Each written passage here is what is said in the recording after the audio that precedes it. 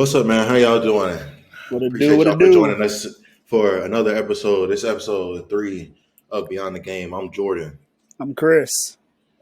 Hey, in this episode, we will be talking about the NBA playoffs. They have officially kicked off. They're underway. We look at the matchups and who we have winning through the first round. The transfer portal is doing what it does. It gives and it takes who is in and who is out. Wild Wild West. Where will your favorite players end up? And one of the greatest receivers of all time retires. We give you our top 5 receiver list of all time. That and more next on Beyond the Game.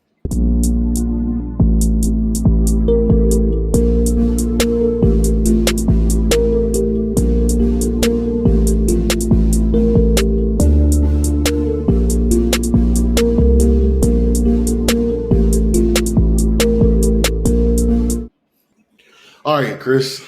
NBA playoffs, man. It's ball time, man.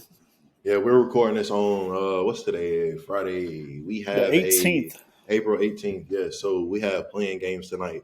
First games, we got the Mavericks and the Grizzlies for that A seed out in the West. Oh man, that's going to be a good one, huh? That's gonna be a game, man. The biggest thing to me that hits for that game is injuries. Both sides, Ja had a little rolled his ankle last game, able to come back in, thank God. But then the Mavericks are decimated. I know Klay Thompson did not come to the Mavericks for this. Not for this, my guy. Man, it's gonna be to me an interesting game. I feel like the biggest part is if the Mavericks could keep up with the Grizzlies. But, at some point, you just got to call this season a wrap, dude. Because I think once Kyrie got hurt, you're not winning a championship. So when Kyrie got hurt, it was like the air was taken out the building. Out the whole team. Because it's like, what are they going to do now? They just don't have anything. Except for Anthony Davis. But damn, he only does. He can only do so much. Yeah, that part too, though. That part too. So, I mean, I guess you're right. Like you were saying, nobody's really – I guess if AD don't play, nobody's really expecting the Mavericks to win this game. As long as Ja plays for the Grizzlies, I think they'll be all right. With Jared Jackson, too. Yeah, they'll be all right. But dang, they win, though. They got the Thunder. That's what I'm saying. But that's what I'm saying, though, is with the Mavericks – do you just rest and let your team get healthy for next season? Because you're not going to go into OKC and beat the Thunder. Then you might get swept. So it's why even waste time? Why even play this game? The Grizzlies, they can go in there. They got a chance, but they might. I feel like the best way for them they give a fight. If they end up winning tonight, is to help the whole Luka trade situation and make it make sense of what Nico decided to do. I don't think that. The only way you can call yourself a winner this year in that trade is if you go further than the Lakers. And are they going to go further than the Lakers? Nah, absolutely not. No belief in that whatsoever. They might as well call it a wrap because, that's. Yeah, no, it's looking nasty for the Mavericks right now. The Mavericks, that's okay. But also, we're playing a game tonight. We got the Miami Heat versus the Hawks. The Heat, man, they don't got playoff Jimmy, so they're banging on Tyler Hero. He dropped 38 the other night. That boy can go get him a bucket when he wants to. But maybe this. This is his. I was gonna say this is the opportunity to step up and really show that he can be that. This is when superstars develop, bro. This is when you show that you can really be one of them players. So they got him. I don't know. Got Bam. We'll see what Tyler Hero. Yeah, Tyler Hero and Bam, but it's I'm not gonna. But we've always looked at Bam as an undersized. Bam needs to be playing the 4, and Bam, and just even when it was Jimmy and Bam, we still looked at Bam is good as that second player, but he's only going to do so much, especially as an undersized center. When you go into a playoff matchup and you got Bam on Porzingis, that's asking a lot. That's asking a lot. I like Bam more in that role, kind of like a Nas Reed. I feel like he'd be prolific, just like Nas Reed in that role. of like because he's developing a little jump shot. Yeah, mm-hmm. I just think Bam. Learning to stretch the floor. He can put the ball on the ground better now. Like, and he's an elite defender. He can get out on the perimeter and defend. mm-hmm. I think Bam at the 4. If he had a true center, like he'd be prolific. Go ahead, my fault. Oh, you good? I think he'd be really prolific, like you said. The ability to stretch the floor, guarding 1 through 4, able to progress offensively as well too, which he's shown. Similar to like I compare to Jared Jackson, who went from just being an elite smaller size defender. Him, Jared Jackson, Nas Reed. I think the major difference between the three is that Nas Reed is the best offensively. Is he? Big jelly. You feel me? He proved that though last year in the playoffs. But that's neither here nor there. But they got the Heat. They played the Hawks. Man, Trae Young. I feel bad for him out there in Atlanta. But we got the. Go ahead. Oh, I was about to say he's over there feeling like Dallas almost. To a sense, they got so many injuries with so much potential, but it's like how long Trae Young has been riding this thing of potential since he got into the league, and it's like, dude, like you got to free Trae Young out of ATL, man. Yeah, and unfortunately, it looks like I don't think that they're going to beat the Heat. Like I don't think so. Genuinely don't think that they're. I think it's an even ball field for either team. I do, but I can agree with that. But because my biggest thing is like you need Trae Young to go off. Like you just need. Trae Young to go he got to think too. Who's guarded Trae Young? I think Dyson Daniels is playing too, so they're stretching the floor a couple of other positions as well. Yeah. Clint Capella. They have options. I feel like a lot of the losses or a lot of the times with the Atlanta Hawks. I don't know. You're right. Yeah, because with the Hawks, Davion the Mitchell, thing is, he's a good defender, but he's coming off the bench. Like Alec Burks. Okay, I forgot they had Andrew Wiggins. Yeah, give me the Heat. Give me the Heat. Give me the Miami Heat. They don't give me the Heat. I don't. If the Hawks come out execute, it's gonna get ugly. Give me the Heat. Yep. I don't think either of these teams beat the Cavs. Not a chance. So I think either of these teams get I think at best against the Cavs, either of these teams go to 5 games. I was gonna say I think the Hawks get swept. The Hawks get swept, and the Heat get beaten 5. I agree with that. So, so I think both 1 seeds beat whoever they have whoever wins these playing games tonight.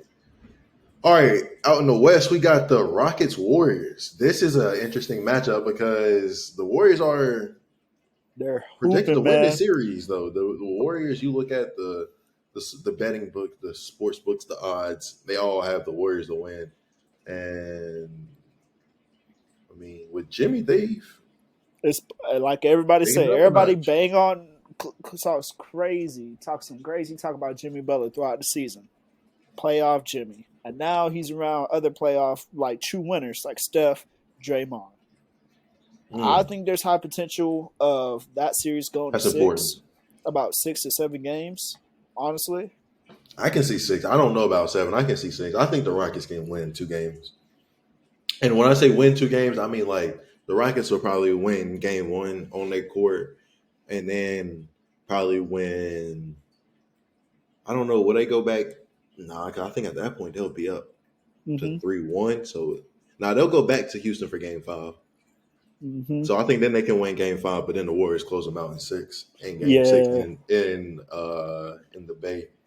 Like, I think the main thing that's going to hurt the Warriors, I guess, age to a extent, because then, depending on how long that series go, if the Rockets, it's the first round. That's why I'm not worried about it.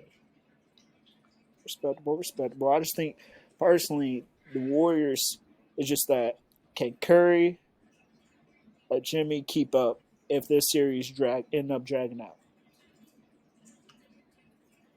because age is a factor too. Hell yes. Give them to me in 5. Give them to me in 6, 7. It don't matter. So you Give think me that Golden experience State. is going to go ahead and overreign them?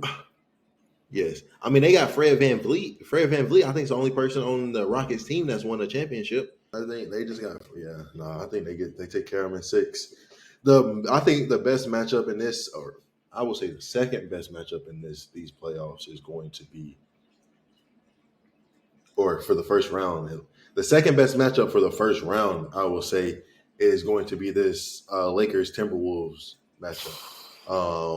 That's going to be some good basketball. It is. But Luka handled them boys last year. Luka handled them boys last year and didn't have nearly what he got now. Like, granted, he had Kyrie, but I mean, he got a king now. He got a king, AR-15. Who was hooping his mind and Rui off, bro. Hachimura is coming back. Even bro, they have Cam Reddish.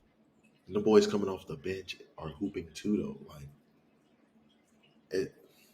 you see Bronny get some action. Yeah, but they gonna cut down that to about. They gonna cut down their rotation to about 7, maybe 8. Yeah. When the playoffs roll around. But I think, like, you look at the Timberwolves, like we're talking about Nas Reed. Nas Reed's going to defend. They're going to pressure the ball. Probably put him Jalen on McDaniels. Who do you put on Luka?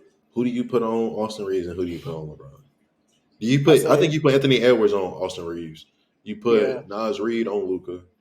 And what about? I think it more Nas Reed on LeBron. Put Jalen McDaniels on Luka. Okay, all right. I like that better. I like that. Yeah, because Nas Reed a little bit more at the post, a little bit more of a post defensive presence, and then having Rudy there to help side. Get out of here, Chris. We're not even Chris. To do something. To do something. To do what? You got a defender, and then you got a cone. Boom. You got a cone. You got a 7'5" cone. You know what? 7 or however tall he is, man. Something help side, something side. The fact that you even brought just don't put a one Rudy Gobert, Chris. The fact that you even brought up Rudy Gobert and Alex Len are about one and the same. Alex Len is going to be playable in this series for the Los Angeles Lakers because of how bad Rudy Gobert is. Okay, I'm just saying, like, respect. I'm just saying. So, what Shannon Sharp say? Lakers at 5. Give me Lakers at 5. Lakers at 5 for sure, bro. They just don't have to fire Timberwolves. Having to deal with Luka alone, and then you got LeBron on top of that. That firepower is just gonna be something different. Like, they're gonna have to come out and prove a statement. They're gonna make a chance of beating them for sure. Oh, and then I think is going to be the most intriguing matchup of this first round: Nuggets, Clippers. Nuggets, Clippers. 2 teams going in opposite directions, essentially. Like, the Clippers came out of nowhere to get into that 5th seed, and here they are. And the Nuggets have kind of been slowly dropping toward the end of the season to drop down to that 4th seed, because the Lakers had a bit of a slide, but as they were sliding, so were the Nuggets. Mm-hmm. That's why the Lakers were able to get that 3 seed. So I don't know, but I'm gonna take the team that actually has a head coach and general manager, and I'm gonna take the Clippers because I'm a Toronto. Ty Lue is a good coach, man. Yeah, Ty Lue is I feel like he gets a lot of slander or hate just for a couple, with the LeBron era and whatnot, but at the same time, he's consistent. He gets his teams to the playoffs. Exactly. Exactly, bro. And then the Clippers alongside, they got Kawhi and James Harden. And we got healthy Kawhi, Zubac. Healthy Kawhi. Playing his tail off. Healthy Kawhi. Healthy Kawhi won playoff games. This is i.e. the Spurs, i.e. the Raptors. I'm telling you it's going to be something, and everybody talking about Thunder, Lakers, Clippers. for the Western Conference wins. That's some heat. That's some heat right there. Huh? Because the Thunder gets through clean, they're ready to run and gun, and they want to win.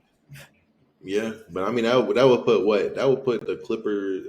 We would get the Clippers Thunder matchup first, and I think the Clippers can match up with the Thunder. I feel like they can. I think the Clippers can match up with the Thunder. I think the Clippers can match up with the Thunder, and I'm here for Clippers Lakers Western Conference Finals because you talking about elite basketball, James Harden, Kawhi Leonard, and then Luka LeBron.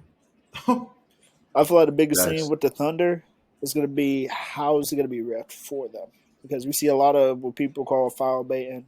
They get to the line a lot, put teams in foul trouble, especially playing really fast.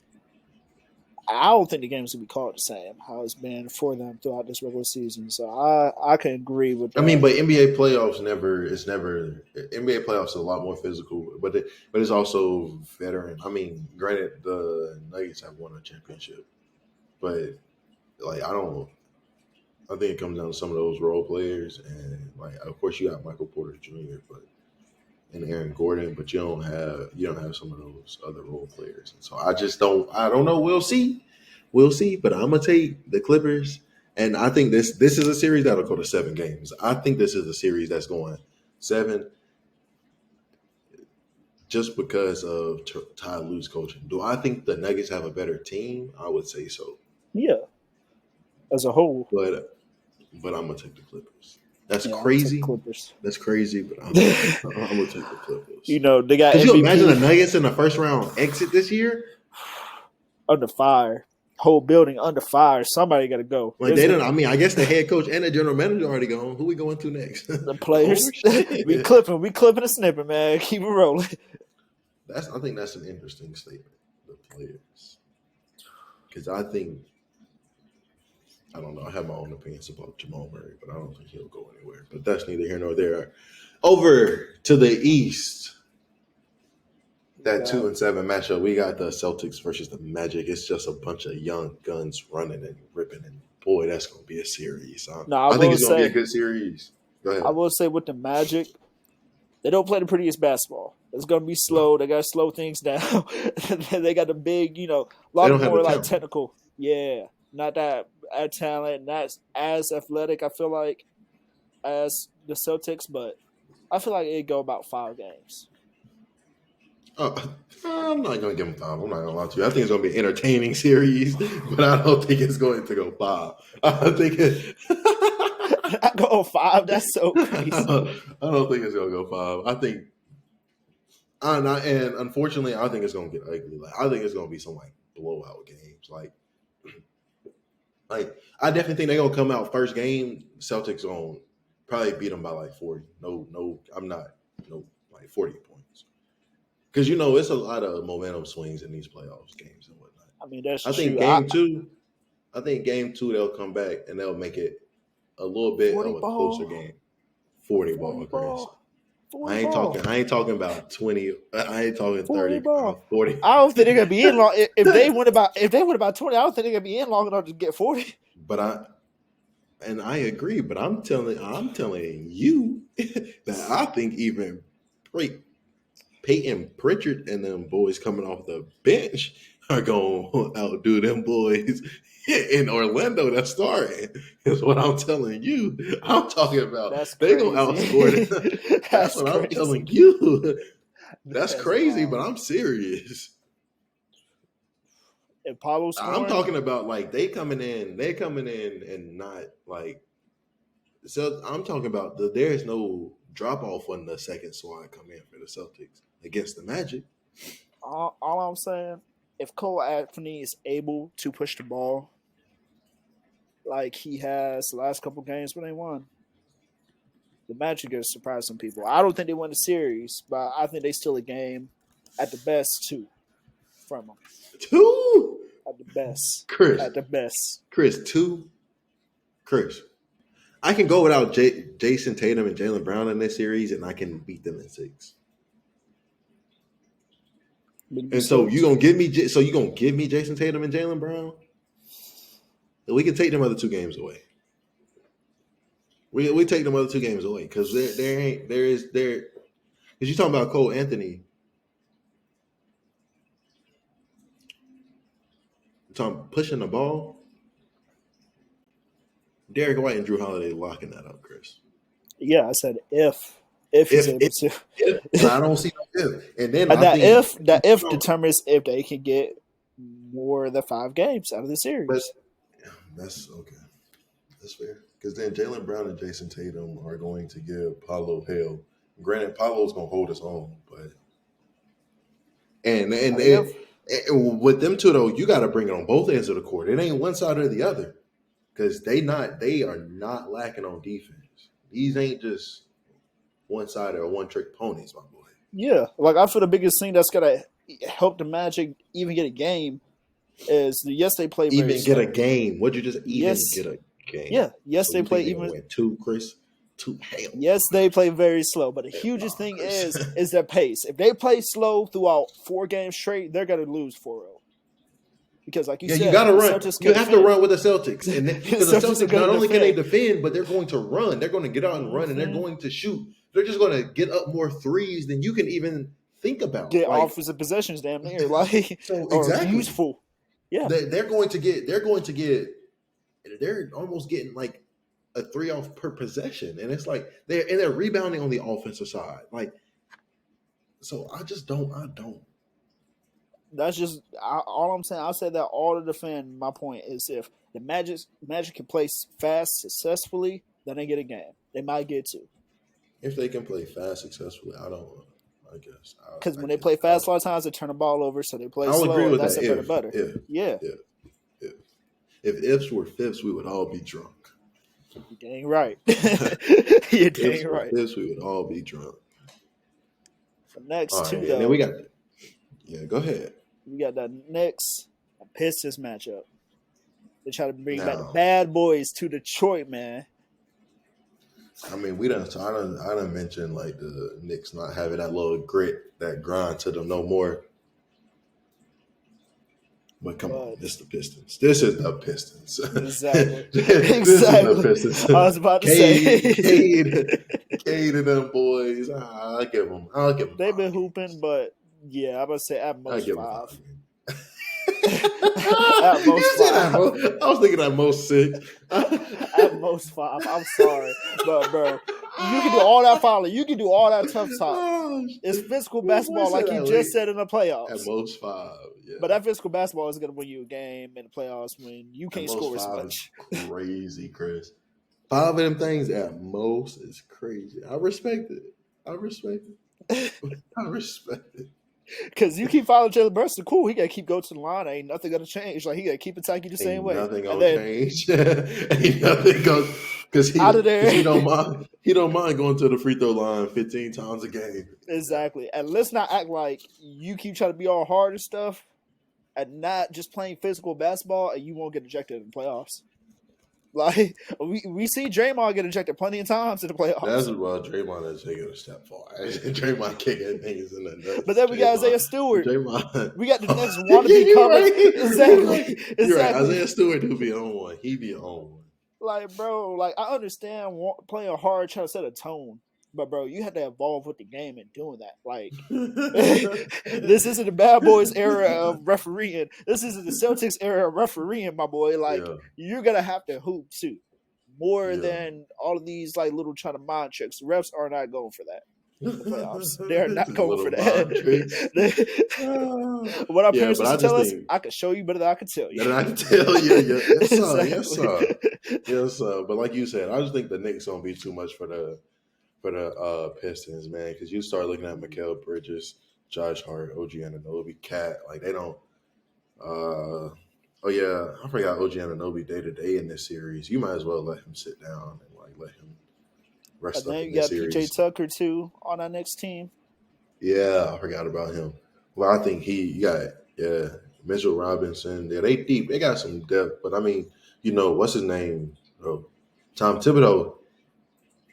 he only gonna play like 5 or 6, maybe 7 people in the playoffs if you're lucky. Like that's if you're lucky. Like they about to get ran rampant. Like that's why they can't win though. They get to the Eastern Conference Championship game and they ain't got nothing left because they playing gassed out, bro. 40 like I'm playing 40 minutes a night game. Like and it's the like and games are hitting back to back to back. Back to back to back. And it's not even including what you had me doing during them 82 regular season games when I'm playing damn near 35 minutes a game. Like, bro. I feel so bad for them boys. And it's like, you got people like Jalen Brunson. They don't never ask for Josh Hart, too. They don't never ask for a break. Mikal Bridges don't never ask for a break. Because what's the use? Tom Thibodeau team, they asking for a break. Hey, coach, I can't keep doing this. Like bro, my body. Yeah, you just not. That's not a sustainable way of winning. They'll get through their series. They probably will get to the Eastern Conference Championship game, but they will not. I repeat, they will. Actually, I don't even think they'll get to the Eastern Conference Championship game. Yeah, but that's yeah. But Pacers, Bucks. Probably the most. Go ahead. I'm about to say, I think this would be an interesting series as well, too. Probably the best out of what we got. I mean, in the East, like that's the best. That's easily the best of what you're gonna get out East. But it's like I guess it's just me, but like I have not been the Bucks, the Pacers, like. It's like cool, like they're good, but like we don't really expect. I don't expect too much about them making it as from far. neither of them though. Like, yeah. And I think that's the like that. This is like the complete opposite of the other 4-5 game in the Nuggets and Clippers. Like this 4-5 game is just like, all right. I mean, I think the Bucks will probably get through it, and I think if they don't, then they got some internal looking to do because you did just trade for Damian Lillard. Yeah, he's hurt too. It hasn't gone well. Kevin Porter Jr. He's been playing. Kevin Porter Jr. been hooping. I've always been high on him. But like you got Kyle Kuzma, you got Brook Lopez and Giannis, and it's just like that's Bobby Portis, and it's like you might have to really take a like if you lose in the first round, like if the Indiana Pacers get you out of here, you're gonna have to take a real step back, real deep look, yeah, and look at that roster. Because really look at that roster. Dame being hurt, set to at least miss the beginning of the playoffs. If they can't get past the Pacers, like you said, it's but that's the thing. Like, I think if this season, like, if you don't come out, this might be a little crazy and it might be a little rushed. But I don't think it is. If y'all don't get to the Eastern Conference Finals, Damian Lillard has to go. Like, you start exploring options for Damian Lillard, and I wouldn't mind him being out in Los Angeles out there with boys. That's too much. Ain't enough basketball. Ain't enough basketball to go around. Maybe even on the East Coast. Like, imagine Dame somehow, some way ending up at the Magic.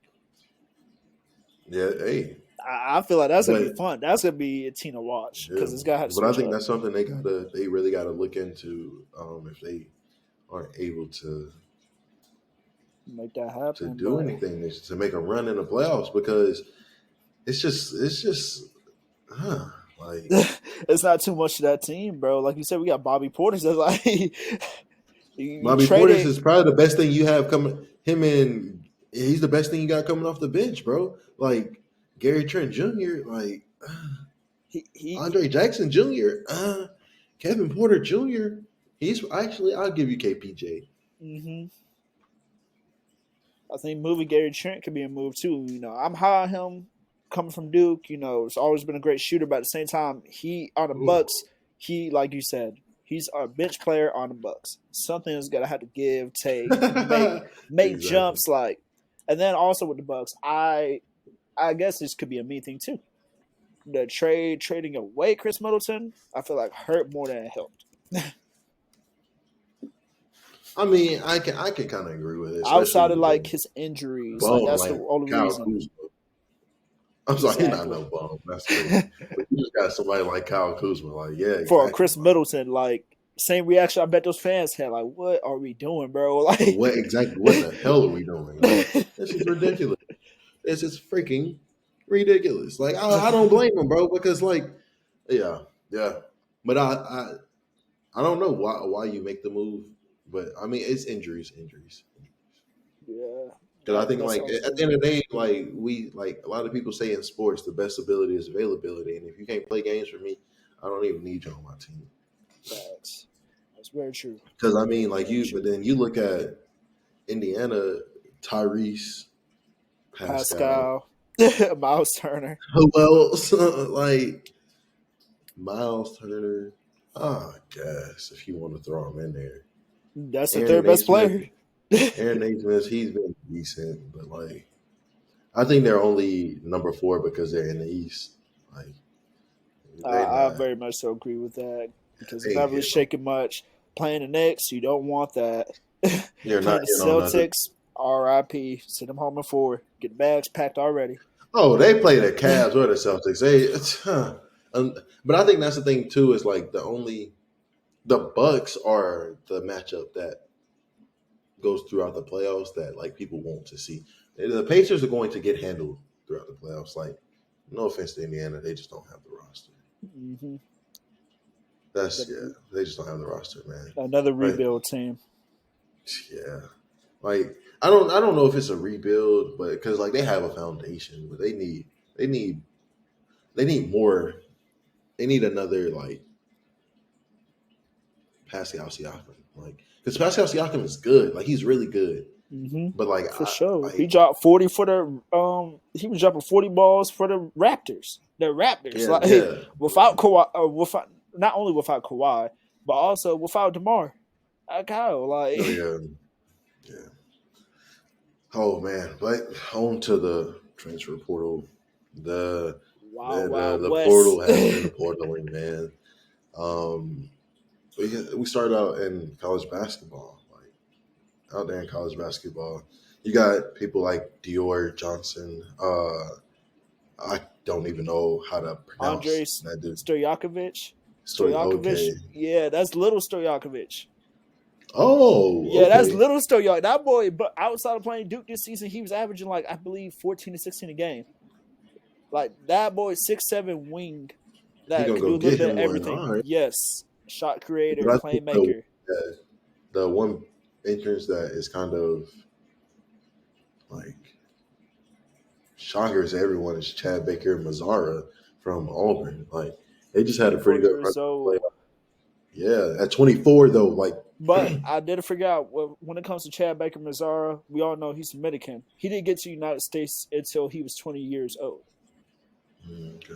So but he finally was able to what's the word I'm looking for?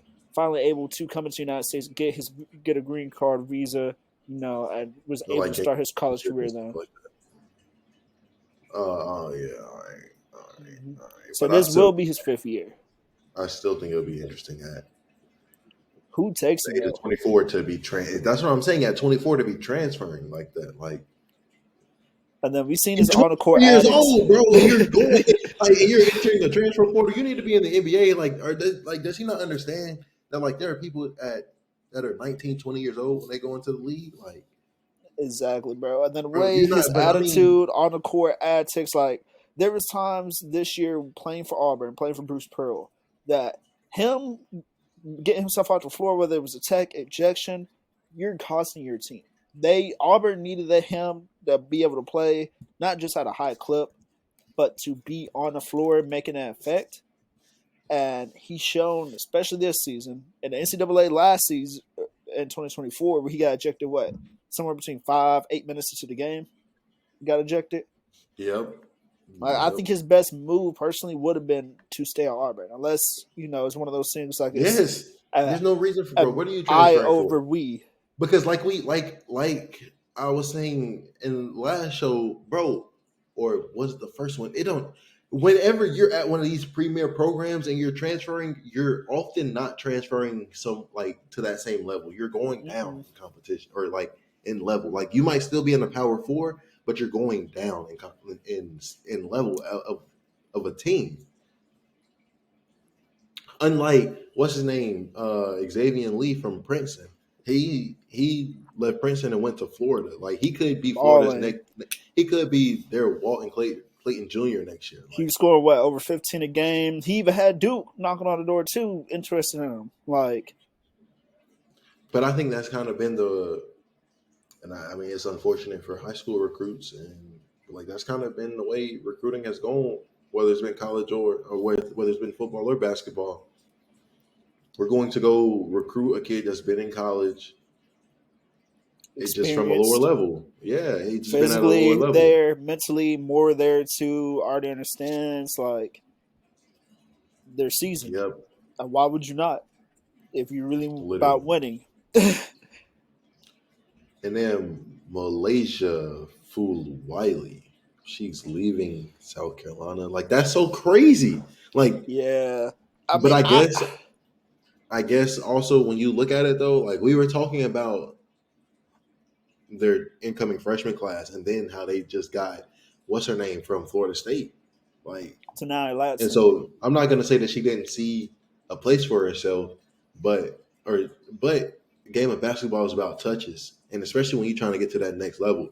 And maybe she just didn't think that she was going to get the touches that she deserved. I feel like also too, like I watched a lot of South Carolina throughout the tournament. One thing I did see is Falasia going there for a couple minutes to get subbed right back out. And just looking from like a fan perspective, of kind of like paying attention, like body language and whatnot, her and Dawn did not look like they were on the same page. That very well could have been the case. I've seen people talk about it, especially this one page called Hoop Politics. And one of the biggest things is that Malaysia, she's very good, very talented basketball player. Don't want to take nothing away from her. But from the time she started at South Carolina up until now, not much of her game has developed. Has evolved. Exactly. And you have Dawn Staley, a guard coach. A guard, like, friendly coach. And one that was nice, too, when she did it. Like, the only knocks I would have towards Malaysia game is that turnovers. Her defense at certain times I've seen where she's defending somebody, gets beat defending, and then backside help, like a Tessa Johnson or Pow is coming to help. They're scoring off of their man. Or the person they're guarding. So it was a lot looked like what Dawn wanted from her. I was about to say, that ain't going for somebody with Dawn Staley. Dawn ain't going for that. They got a guard, especially like you said. Turnovers though. Them turnovers, bro. Like basketball coaches say, I'll take a missed shot over a turnover. Like any day, bro. Because at least you have a chance to score. You just wasted possession on them turnovers. Or at least we got a chance to get a rebound. Like, exactly. We turning the ball over is something we cannot do in any sport, football or basketball. Like South Carolina had a lot of turnovers as a whole. That's what made them have a close game. That's what killed them had a close game. Exactly. And UConn is throughout the tournament though. Like you were saying, throughout the tournament, that's what's called back to back. And then UConn, like you said, we got Paige Buckers, Azzy Fudd, Griffin, even the center led the team in steals. That's crazy. Oh yeah, she did. Yes, she had like 3, didn't she? Yes, bro. Yeah. Like it just killed them. I like to see, honestly, too. I like to see Malaysia. I was gonna say Ole Miss would be a good spot, but they're getting loaded. I'm not gonna lie. Ole Miss women's basketball is gonna look nice next year. I think probably like a Kentucky, maybe go alongside Hannah Hidego, a TCU, maybe we'll send out Maryland. That's what I was gonna say. Out the TCU, like all those coaches, like those 3 coaches, even the Ole Miss coach, they all develop guards that go off to the league. Maryland a little bit more of scoring guards, but then we get to Kentucky. She can't go to UConn. She can't go to UConn. I don't think. Yeah, she's not gonna like that. I don't think. What's his name? Gino. I don't know if that's gonna work with Gino plans because Gino always have a plan. We see, like, 100%. Hey, man. Now, what everybody's been talking about in this transfer portal, man. Nico Iamaleava.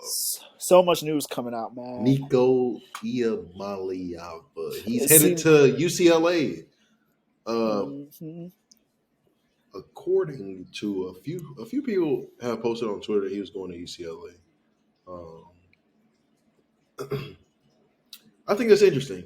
Where do we start with this? Like, where do we start with this? Do we start with that got to practice, holding out of practices because of my boy just wasn't undisclosed showing up to NIL. practice.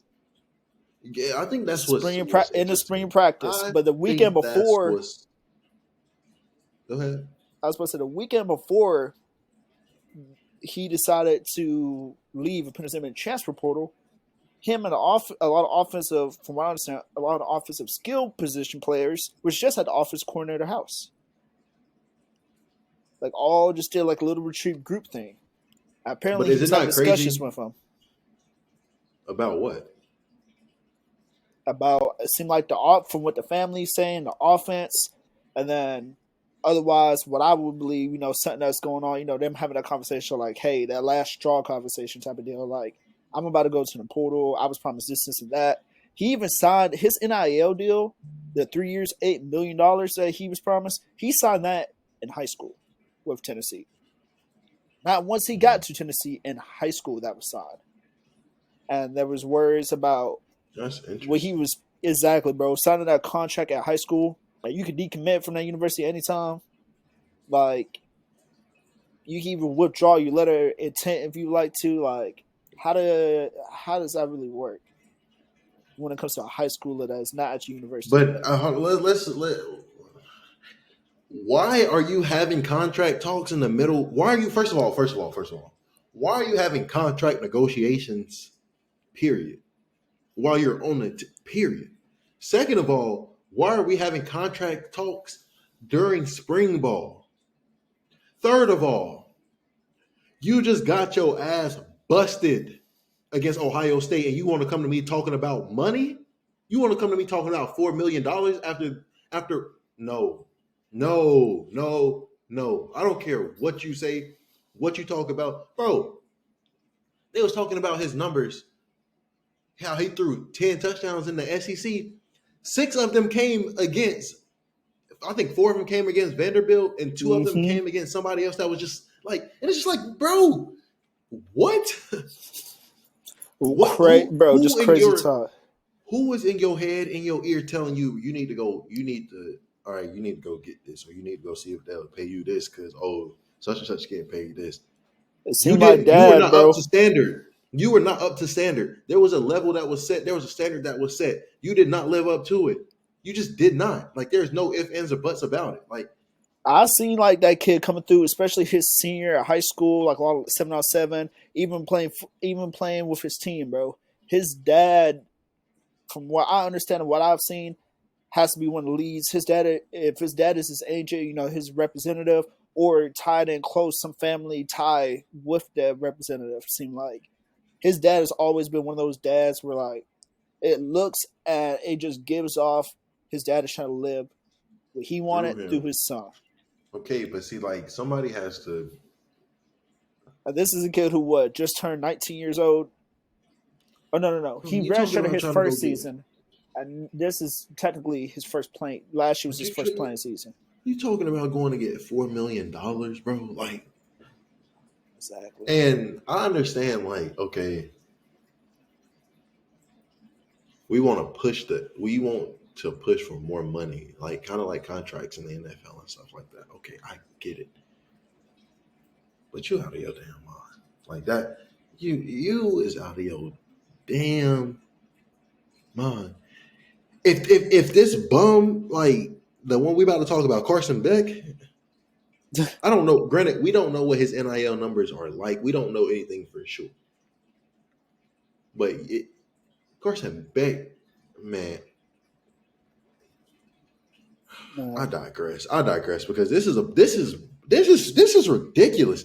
Man, talking about $4 million, bro. We really went. There was such a paradigm shift in college sports. It's crazy. We really went from players having zero control to players having all the control. And this is not, there has to be. It's NCAA too, though, bro. There's no rules or regulations. So stuff like this can happen.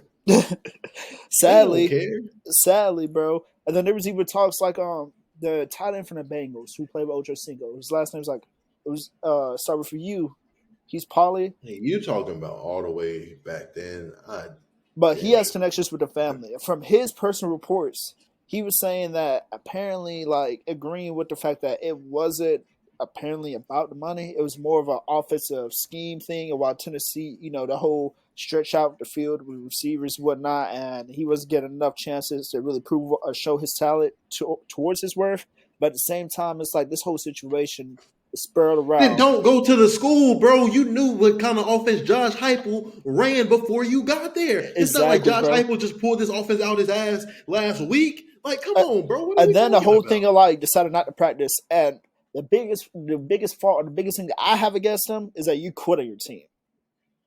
You just show you quit on your team. I see many people who's touched this topic before. Now when you go to the NFL, this is a new conversation. Yeah. You've been made. Your camp has made you an example, national example, something that's got to stick with you until you can somehow prove otherwise. Yeah. On a decision that you consciously made with somebody pushing you to do it and not on your own will. Yep. And that's often the problem. But, man, Carson Beck is headed to Miami from Georgia after he had a terrible season. Like, he arguably – the way that man played last year, everybody was like, is he going to the draft? No, he cannot. No. He could not. Not a chance, bro. People talking crazy about Jalen Milroe go to the draft. That kid, like, no. Granted, they had, they couldn't slow down, so they had people, their starting receivers weren't playing all season because they were suspended. But you still got 4 and 5 stars behind them. This is Georgia. Like, This ain't Ole Miss. This ain't Missouri. Even Ole Miss got 4 and 5 stars on the bench. Like, this isn't no Missouri. This isn't no South Carolina. But yeah, and so Georgia's problem with their offense last year, they couldn't throw the ball. Carson Beck. I mean, I guess it kind of proved that maybe Ladd McConkey and Brock Bowers are really them boys, and I think they showed that in the NFL. But it's just showing that Carson Beck ain't really what Carson Beck was supposed to be, and Carson Beck didn't get better whatsoever. He got worse. Exactly, bro. He got worse. Like you said, to the fact of two, you got 4 or 5 star receivers. Like, it's not like your whole team is gonna slow down. No, defense played out of their mind. Defense saved them. But defense is the reason they played out good. Let me stop you though. That's Kirby Smart, and I think, and I could be wrong, outside of Stetson Bennett, Kirby Smart has struggled to develop offensive players, especially quarterbacks. There have been very little, and not just develop, like while they run some sort of a pro-style offense at Georgia, these aren't pro-ready quarterbacks. These quarterbacks, their offense is very slow, is very monotonous, is very old, very stagnant. They don't have any creativity in their offense. They're very much. Was Matthew Stafford under Kirby Smith at Georgia? Kirby got there. Kirby Smart has been their coach. I think Kirby's been there for at least 4 or 5 years. Yeah. Okay. So yeah, that was before. He was probably still Alabama with Saban and them. I think you're talking about what's his name? Damn, I cannot remember that boy's name. I said that boy because there was a black-haired coach before him. Before Kirby? Yeah, it was a coach. No, not black head coach. Like a white guy, black hair. Oh, I thought you said a black head coach. No, sir. No. I was like, in Georgia? In Athens, they got a black. Who was this black head coach? They ain't had no brother saying go dogs. Yeah, no. But as Carson Beck goes, guess who's coming right in? Zachariah Branch. One of the boy, and his younger brother too. One of the most explosive players in college football today, as he leaves Georgia and goes to, as he leaves Oregon to go to Georgia or USC. I said Oregon. Yeah, well, Lincoln Riley, bro. Lincoln Riley recruited him out there right around the time. Who was it? It was Caleb. Yeah. Caleb Williams was out there. Honestly, in my opinion, just like a lot of players, just like how we talked about before, NFL players, USC wasted his time. Wasted talent. Recruited him so hard. Even got his brother to commit. Wasting his but time. I wouldn't even say they wasted his talent though, because I will say like when Caleb Williams, I'm trying to think. There was a year Zachariah Branch really had like a year. Maybe it was 2 years ago. It was Caleb. Well, that was 2 years ago, right? Yeah. His freshman year. Caleb Williams' first year at USC when it was going crazy. Yeah, okay, yes. Mm-hmm. Yes. But it just seems like his touches just started to go away. And he's too explosive. He returns the ball too. Like but there are some players that like don't have the best practices. But then when them lights come on and it's time to play ball, they gonna play ball, bro. Like a switch. I don't know what he practices like, but he's one of them boys. When the lights come on, he's playing ball. And he played for a national like ranked high school team in Bishop Gorman. Like it's not like he just wasn't like. Zachariah Branch was no scrub. Never, bro. And then he had like 20 plus offers across the country. SEC, like Georgia was already recruiting him. The whole SEC was going for him. So they watched him practice. They've seen him in game too, seen his personality. So it's not like I don't feel like it's nothing towards him. I feel like it's a little bit more towards USC. I think he might have had like a slight injury. Maybe it's Lincoln just a couple weeks. No, I don't know. We see what Lincoln Riley does when he goes. Like I'm sorry, but like I think he's just a good quarterback coach. That's it. But that's neither here nor there. Exactly. But Jaden Ott was one of five. Oh, it's 5 of them boys? 5. California right now had one running back in that room going to film. One. He was one of 5 running backs that decided to hit the portal for Cal. Jaden Ott will be going to University of Oklahoma. But what is going on out in Cal? I don't know. Man. I can't tell you, but I know that Oklahoma just got a dog. Oklahoma just got a menace to society. That boy can do it all. Catch the ball out the backfield, toting that thing. Athletic, like people are high Trevor Etienne, bro. I'm high Jordan Ott. I think Jaden Ott is going to be one of those. He's going to be one of those first round draft pick running backs. Like there aren't many of them, but I think Jaden Ott will be one of them. Complete back, all purpose, if you will. All purpose, if you will. bro, I'm high on that kid. I also wish we could have got him up in Boulder because talk about an upgrade, and then you can put other backs around him to lighten the load. Everybody stays healthy. But Colorado, man. Nikhil Green, their best linebacker, hit the portal. He's at Alabama now. And Isaiah Augusta. I don't know if Nikhil Green was tampered with or if he just decided to leave, but we do know Isaiah Augusta was tampered with and Carter Stoudemire. And Deion Sanders did not hesitate to let y'all know what it is and what it wasn't. And exactly. It was like he said, he let y'all get one, but y'all got Virginia, you ain't getting away with no more. No more. We know you had a bad season, not only in football but in basketball. But bro, what? And then on top of that, to go at Carter Stoudemire, try to get him over there. And that's part of his student family, pretty much. Like, no. And then we have other players for us, like Cash Cleveland leaving too, kind of dropping out. People saying because playing time situation. But I think that's the thing too, though, is like, I don't mean to cut you off, is bro, competition, like, and I think that's the problem, is like Deion Sanders is an old coach. And so he's going to bring in players that like he's going to create competition. And I think we're starting to see people run from that competition. I think people like Cash Cleveland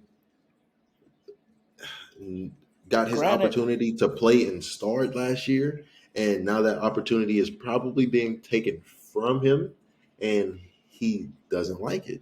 The last the one who last night, I think is Zelensky. Same situation.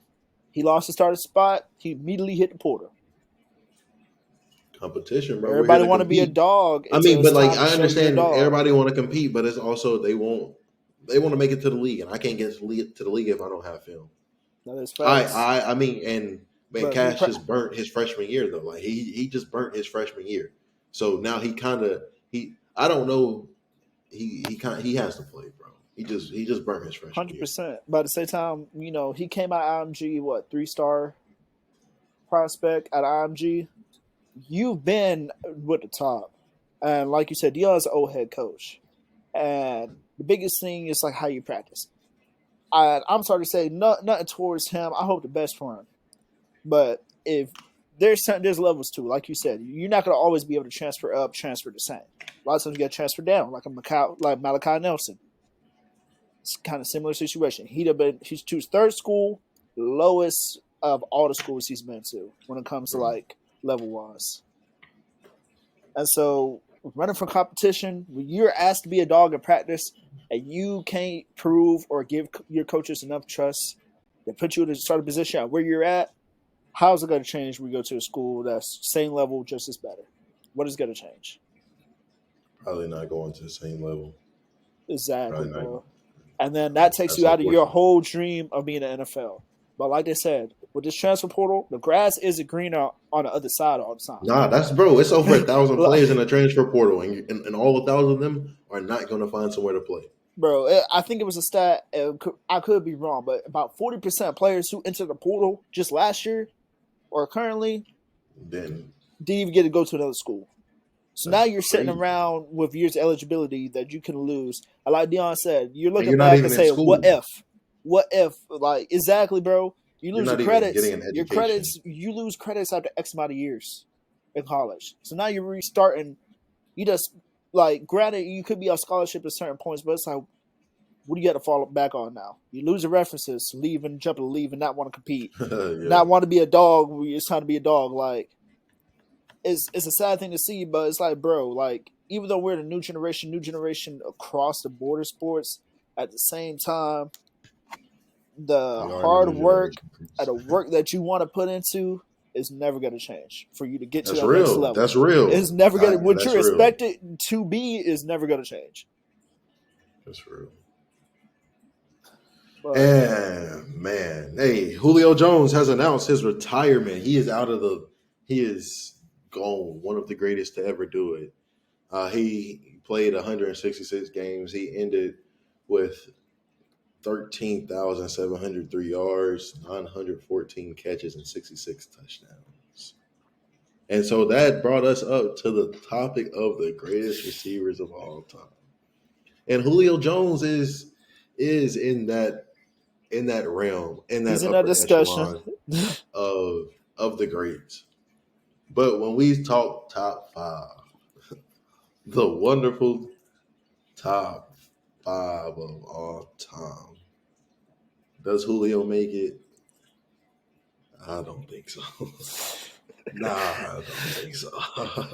First off, we gotta stop disrespecting. We gotta stop the disrespect. That's my major. This is my major argument with this, because we're talking crazy as if he's not one of them ones, bro.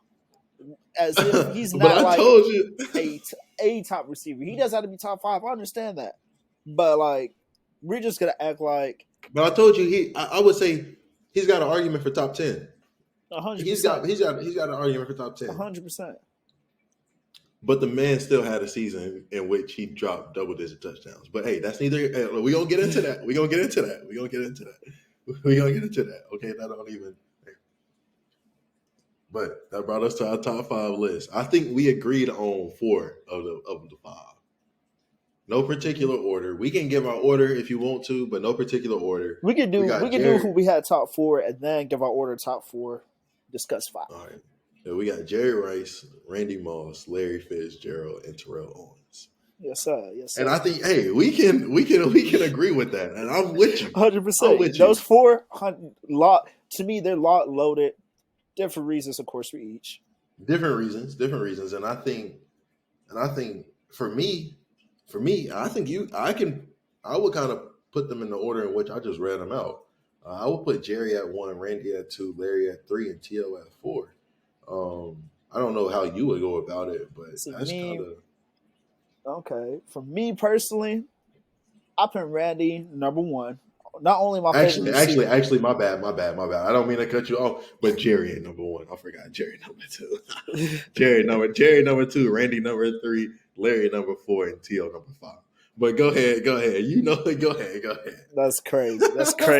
For me, I'm gonna go Randy number one. He has 6 straight seasons. Started off as a rookie. Jerry. Hold up. Listen to me now. Started off his rookie season. Rookie season, 5 straight seasons afterwards, 1,000 yards, 10 total seasons of double-digit touchdowns, 10 total seasons of 1,000 yards, 9 seasons of double-digit touchdowns. He was 30 years old, 30 ball. Jerry Rice played till he was 40. Jerry Rice played till he was 40. But in a whole different style of NFL that was run first. But we could digress to that. Run first. Jerry Rice, exactly, run first and was still putting up the numbers that he put up. But continue. Over how many seasons? The man played 19 seasons and almost had 23,000 receiving yards. I'm not trying to take that from him, but like you said, that is more than 1,000 yards a season. That is more than 1,000 yards a season when they ran the damn ball. And the man was damn near 40 years old, Chris, going for 1,000. Not even damn. He was 40 years old going for 1,000 yards. I understand that. But compared to your number one, we gotta keep moving. But Randy had 23 touchdowns at the age of 30, playing on 30 touchdowns or 23 touchdowns. I mean, Randy. Now, hey, look, there's a reason why we was little jits out there You know, we during recess and stuff, we throwing the ball up. We playing Moss. Randy Moss had his spot in the culture. Randy is number 3. Culture effect on that. From me personally, now I'm not gonna disrespect Jerry Rice because numbers most of the time do not lie. It sounds like you are. He had a progressive season. He had a progressive career, amazing career, footwork, route running, impeccable, untouchable, arguably the best route runner in NFL history. Now that's why Jerry is my number 2.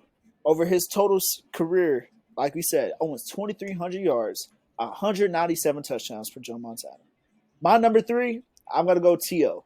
T.O. had 6 straight seasons as well. That's why he's number 2. Oh, my goodness. We going personal. My personal favorite receiver is Randy Moss. Ain't nothing going to change about that. I'm sorry. You can argue with me if you want to, but we can agree to disagree on that. Now, number 3 for me personally, what I've seen growing up, I'm going T.O. I've always been a fan of T.O., just like how... I guess you could say similar to to hell with the longevity. To hell with the longevity. If it's longevity, we got to change up the list on a lot of people. We got to change it up a lot of people. We got to go longevity. No, I'm not. That's fair, but I'm just saying based off of we had a lot of different things that got us to this point. But go ahead. Your stats don't mean everything to me when it comes to my favorites. No, not at all. And that's why Julio ain't top 5 because if you look at the numbers, Julio might be up there, but we watch Julio play. Continue. Exactly. Now, T.O. ain't another motherfucking problem out there to field. Because not only is T.O. got to dominate, he got to let you know he's dominating. He got to let you know what he got to do. Do something about it. That man also had a 6-year stretch of 1,000 yards, 8 double-digit touchdown seasons. He scored 16 touchdowns in the season. At the end of his career with almost 1,600 receiving yards. And then my number 4 personally. Hey, look, hold on, look though. You do know he's number 3 on that all-time list of receiving yards. Yeah. Right. 100%. Yeah. You know, Larry almost got 2,000 more than he do, right? 100%. That's why he's my number 4. Partially why he's my number 4, why he makes my top 5 too. He has 17,500 receiving yards, 121 total touchdowns over a season. Had 9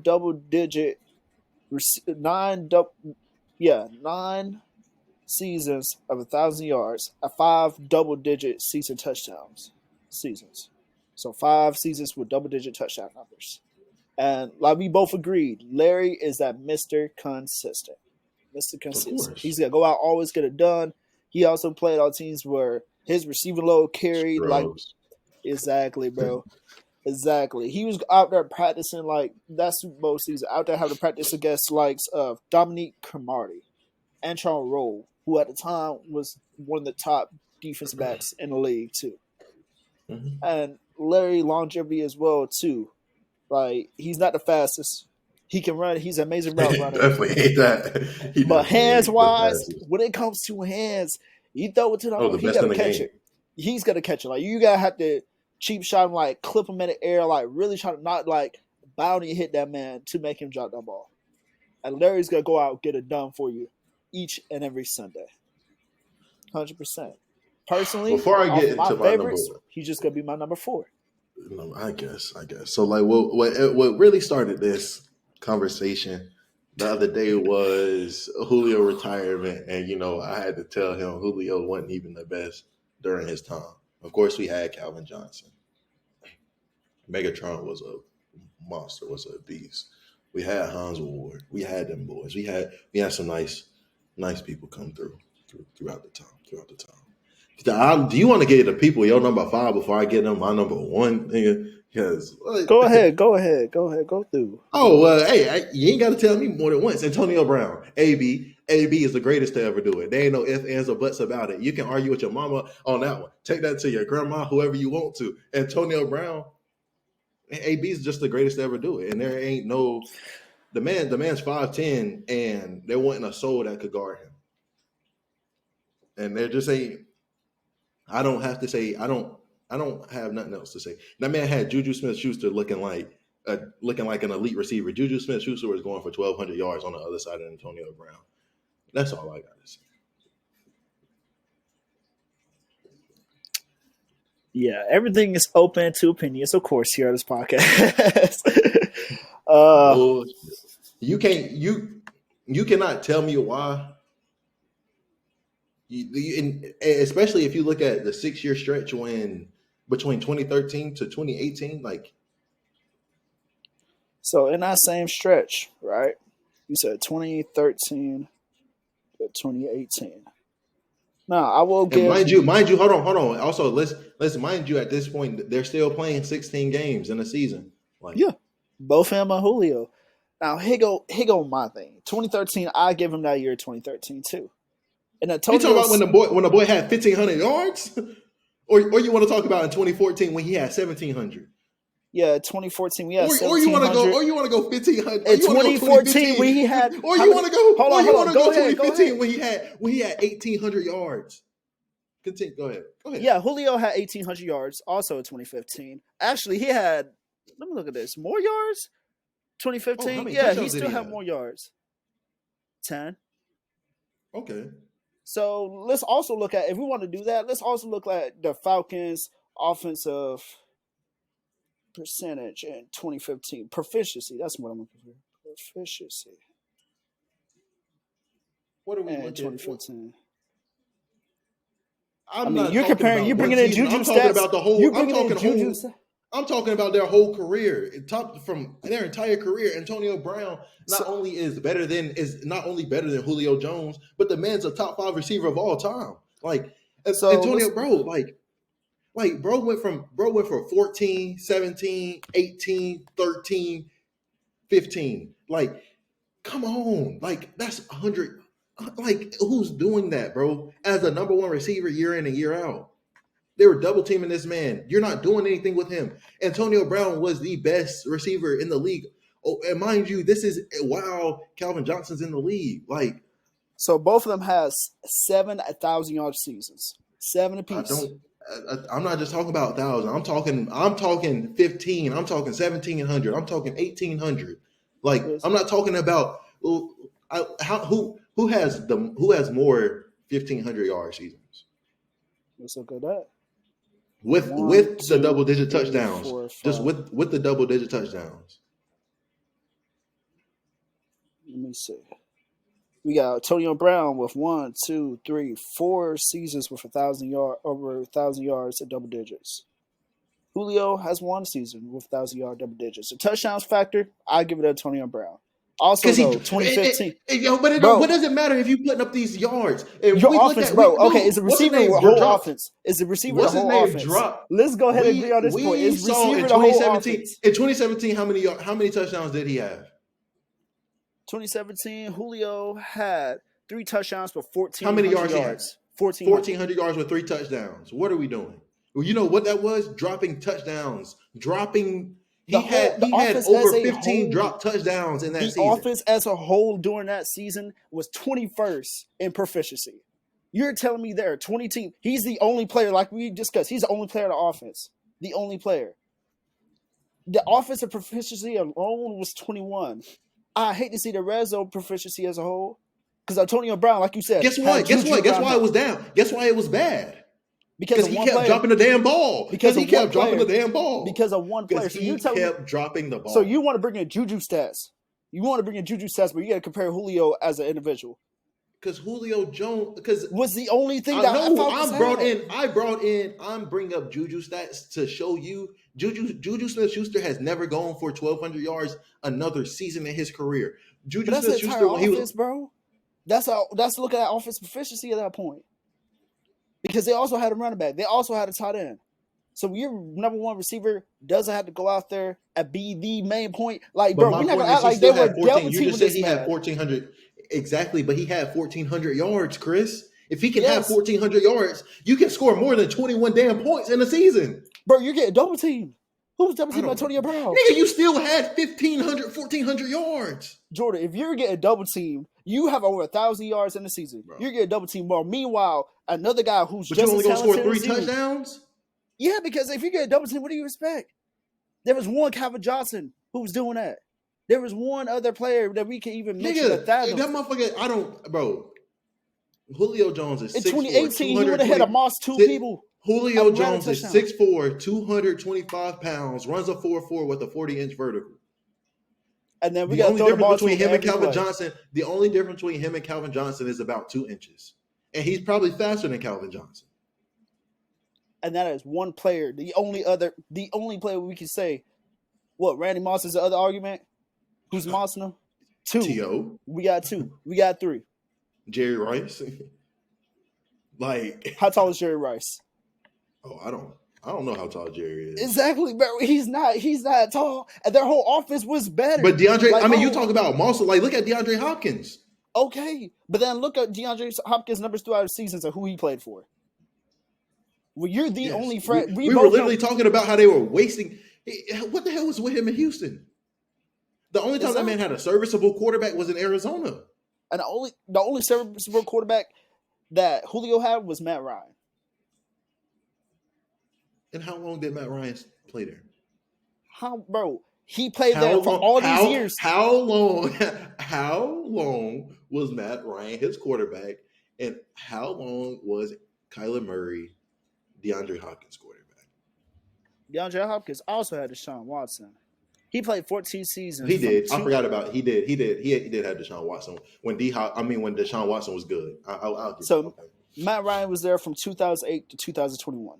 That's the best. That right there. All right, 2008 to 2021. 2015. Well, for Matt Ryan lead that quarterback. Julio be arguably the only threat on that offense. Their entire offense as a whole was ranked 21 in the entire league. I just realized what you said. You was talking about this man getting doubled. You don't think they were doubling Antonio Brown? Juju Smith-Schuster was not a factor. You could put your second Miller too. But you just said he was a factor, but Antonio Brown made him good. Yes. Okay, I'm saying, especially in the red zone. Let's talk red zone. In the red zone, let's talk. If they're doubling players in the red zone, Antonio Brown was still putting up touchdowns. Julio Jones was not putting up. They have a run game too. They had Le'Veon Bell. They have a shot, bro. Doubling a receiver does not affect your running game in the red zone. They couldn't run a ball, bro, at all. Let me look at their red zone efficiency too. And what I'm trying to say is that I understand he had drop seasons. I understand that he scored less touchdowns. But if we gotta look at if we gotta sit here and blame it all on him, why was that team so good? They had one season they were good. There was how many times the Falcons has won in the playoffs? How many times the Steelers won in the playoffs with a full team like we've already discussed? But it's not just a quarterback. That playoff wins comes down to quarterback play, and at the end of the day, and Ben Roethlisberger is way better than Matt Ryan.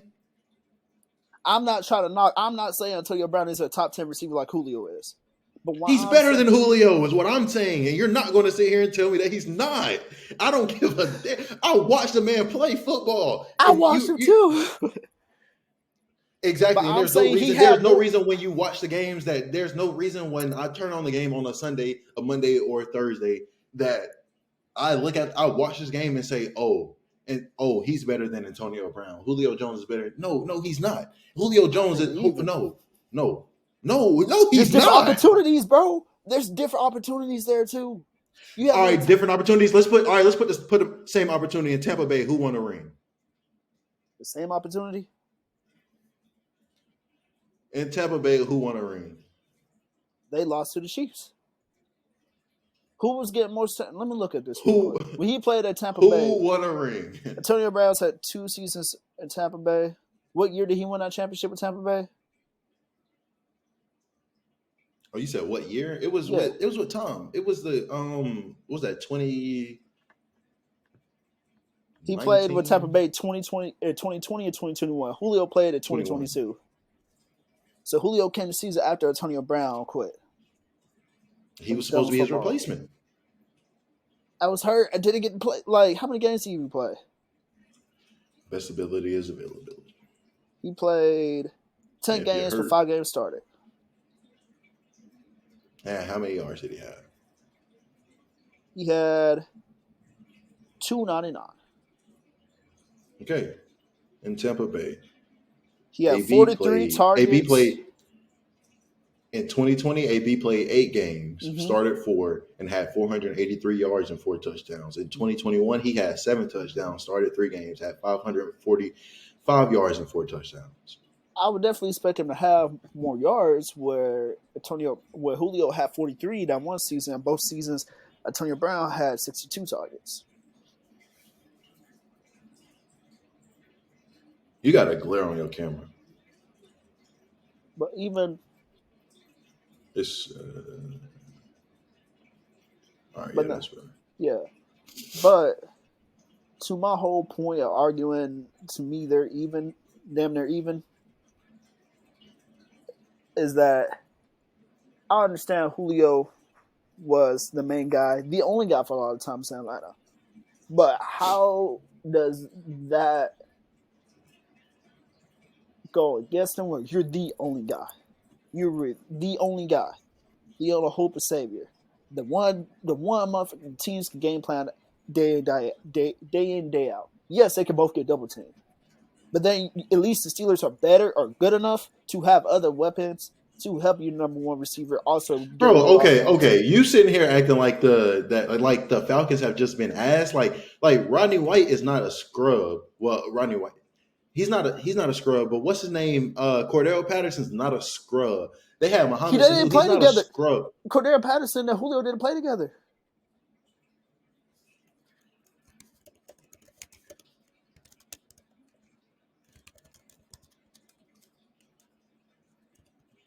Rodney White's career was done at 2015. Julio came into the league 2011.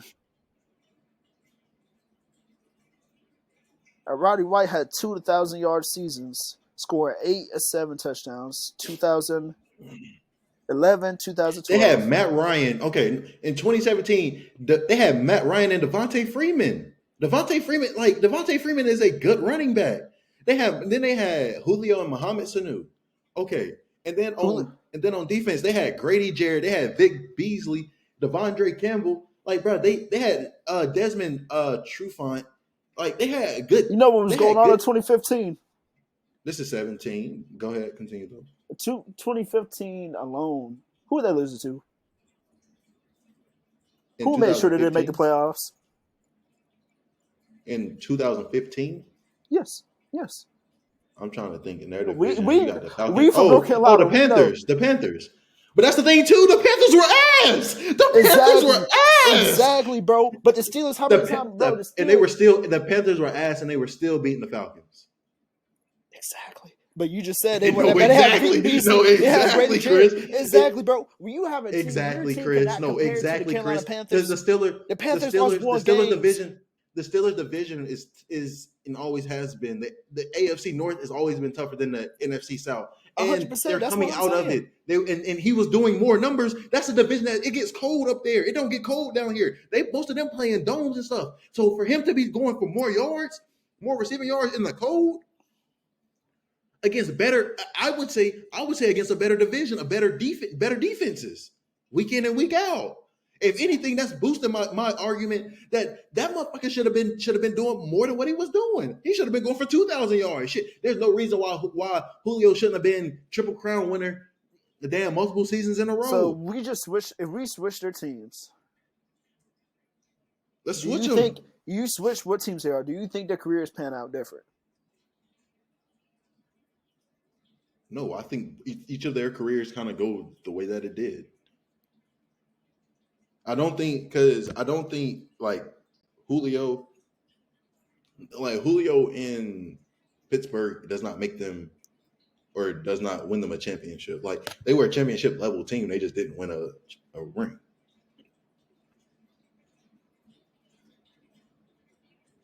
So I mean, like, I don't think. Damn. But I think their careers go exactly the way they did. Like, it's just that. I think that. I just don't think with him being the only, like, if they had more weapons throughout his career, outside of that one bad drop season, where he still put up 1,400. He had Mickey Mouse gloves for hands during that season, but continue. Outside of that, he has more prominent weapons throughout his career. It can help his stats a lot too. Because, like you even said, to Antonio Brown's point, is Devontae Freeman a scrub? I don't think he's better than the Steelers running backs that they had. No, he's not better than Le'Veon Bell. But is he a scrub? But my point is, like, you're saying like they couldn't run the ball, but like no, they could run the ball. Like they still ran the football. Like let's not act like they just went and played for a Super Bowl just because like they didn't have a good team. Like they did. That's what 2-3 seasons he had good. I mean, if you want to look at like, let's just say, even for the sake of this argument, it was only 2 or 3 seasons. I think it was more than 2 or 3, but let's just say for the sake of the argument, it was 2 or 3. If you compare those 2 or 3 versus what Antonio Brown was doing for his 2 or 3, I think that makes his 2 or 3, Julio's 2 or 3 look even worse, because when he had a running back, he dropped all them passes. Like, that's my argument. And that's why I don't like, no disrespect. Once again, I think Julio is top 10. Julio is a great receiver, but Julio is not better than Antonio Brown. Devontae Freeman had 2 seasons of 1,000 yards. That was in 15 and 16.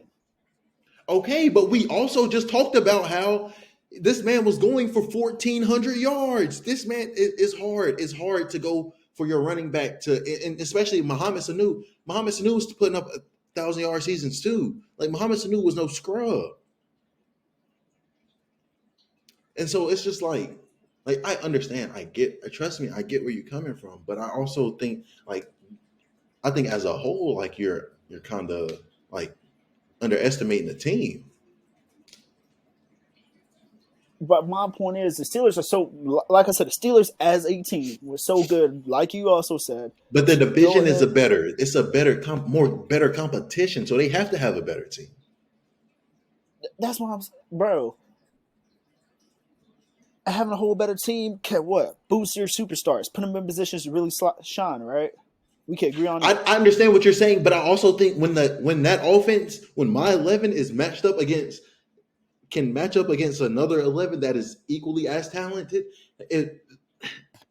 we are negating those they cancel out. Like it's also matchups at that point. Mohamed Sanu with the Falcons only had one season where he had over 700 yards. He only had 800. Was Mohamed Sanu trash? It was Mohamed Sanu a bad receiver? Like once again, okay, let's not get caught up in the numbers and let's actually look at let's remember we did live through this and we watched them play. Mohamed Sanu was a damn good receiver. He was a solid 2. I say he was better than a solid number 2 receiver. I think in Atlanta he was a little bit better than a solid number 2 receiver. He had a 700-yard season and an 800-yard season, but outside of that, well, like But I you mean, said, outside of stats. okay, we're looking at yards. Let's look at yards. Okay, and then you want to look at stats. How many catches did he have? I'm gonna look at that too. Oh, man, it's new.